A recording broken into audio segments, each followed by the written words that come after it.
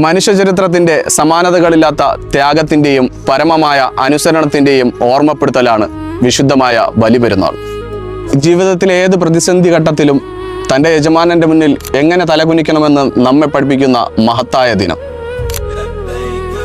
ഈ പുണ്യദിനത്തിലൂടെ നമ്മുടെ മനസ്സിലേക്ക് ഓടിയെത്തുന്നത് മഹാനായ ഇബ്രാഹിം നബി അലൈഹിസ്സലാം, മഹദി ഹാജറ അലൈഹിസ്സലാം, ഇസ്മായിൽ നബി അലൈഹിസ്സലാം എന്നിവരുടെ ഉജ്ജ്വലമായ ത്യാഗചരിത്രമാണ്.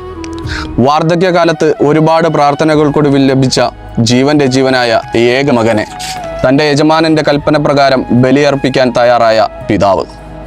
ആ സ്വപ്നത്തെക്കുറിച്ച് കേട്ടപ്പോൾ ഒട്ടും പതറാതെ തൻ്റെ യജമാനൻ കൽപ്പിച്ചതുപോലെ ചെയ്യുക എന്ന് പറഞ്ഞ മകനായിരുന്നു ഇസ്മായിൽ നബി അലൈഹിസ്സലാം. അള്ളാഹുവിനോടുള്ള അനുസരണവും പിതാവിനോടുള്ള ആദരവും ആ വാക്കുകളിൽ പ്രകടമായിരുന്നു.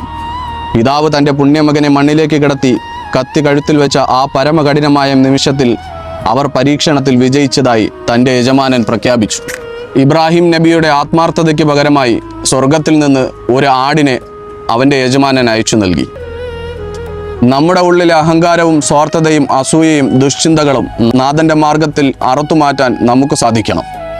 സ്വന്തം ഇഷ്ടത്തെക്കാൾ അള്ളാഹുവിൻ്റെ ഇഷ്ടത്തെ സ്നേഹിക്കാനും തൻ്റെ യജമാനന് മുന്നിൽ പൂർണ്ണ സമർപ്പണത്തോടെ എങ്ങനെ തലകുനിക്കാം എന്നതിൻ്റെ പാഠമാണ് ബലിപെരുന്നാൾ. അതുതന്നെയാണ് വിശുദ്ധ ബലിപെരുന്നാൾ നമുക്ക് നൽകുന്ന ഏറ്റവും വലിയ പാഠം. ഏവർക്കും ബലിപെരുന്നാൾ ആശംസകൾ.